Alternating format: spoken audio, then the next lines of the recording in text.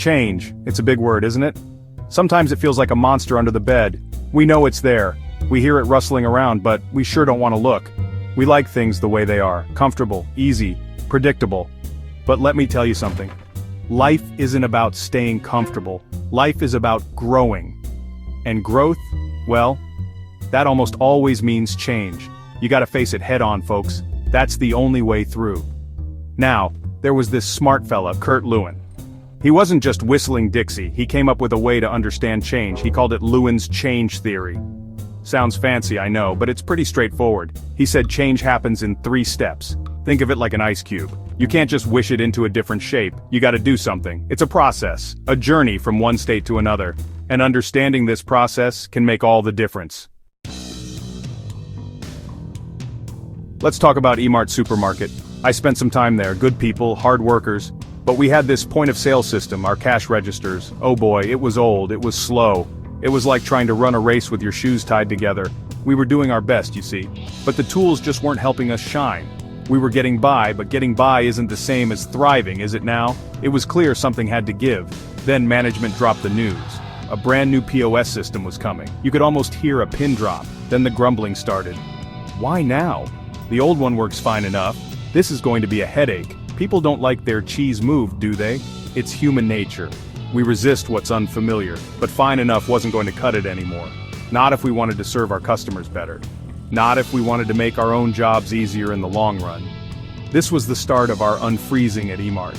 We started talking, really talking, about the long lines, about the customer complaints when the old system glitched, about the frustration of slow transactions.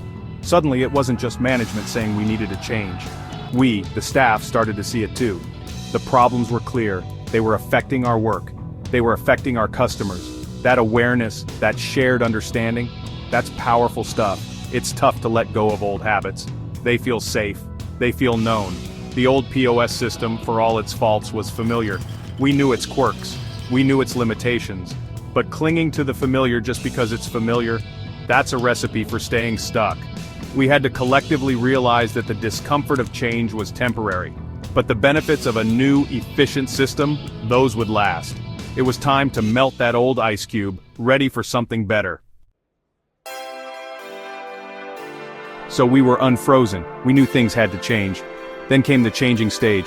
This is where the real work began. Let me tell you, it wasn't all sunshine and rainbows. We had training sessions, lots of them. We stared at new screens, we learned new codes, new procedures. It felt like going back to school. Some folks picked it up quick. Others, well, they struggled a bit more. And that's perfectly normal. Everyone learns at their own pace. The emotional side of this was huge. People were anxious. What if I press the wrong button? What if I make a customer angry? What if I can't learn this? Fear of failure is a big one. It can paralyze you if you let it. There were moments of real frustration. You could see it on people's faces. Some days, you just wanted to go back to the old clunky system because at least you knew how to work it, warts and all. It was a test of patience, for sure. We had to apply what we learned in real time, with real customers, talk about pressure. There were fumbles. There were awkward pauses while we searched for the right function.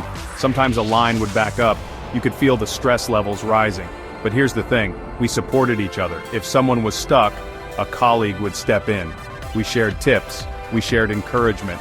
We became a tighter team because we were all in the same boat, navigating these choppy waters. It wasn't just about learning a new machine, it was about overcoming our own resistance, our own fears. There were days filled with small victories. I did 10 transactions without a single mistake. And there were days when we had to take a deep breath and try again. There might have been a few shed tears in the break room, but there was also a lot of laughter as we muddled through together. That shared experience, the good and the bad, that's what builds resilience. Eventually we hit the refreezing stage. And you know what? It felt good. The new POS system wasn't new and scary anymore. It started to feel normal, like an old friend. We weren't thinking so hard about every button press. Our hands just knew where to go. Transactions became quicker, smoother. We were operating with a new level of confidence. The awkwardness faded, the efficiency shined through. It was like that water had finally frozen solid in its new, better mold.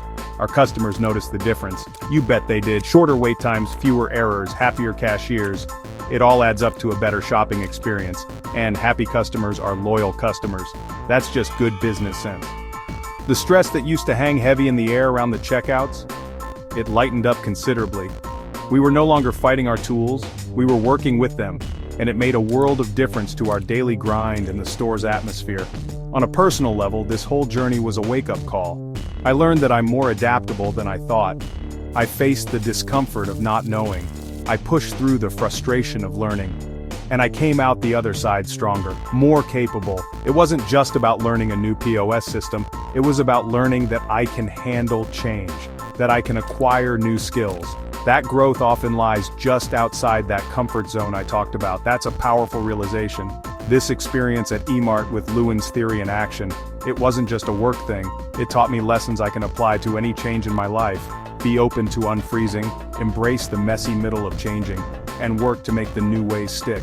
The skills I gained, patience, perseverance, teamwork, and a willingness to learn, they're invaluable. Change is inevitable, folks, but how you approach it, that's entirely up to you. And that, right there, is where your power lies.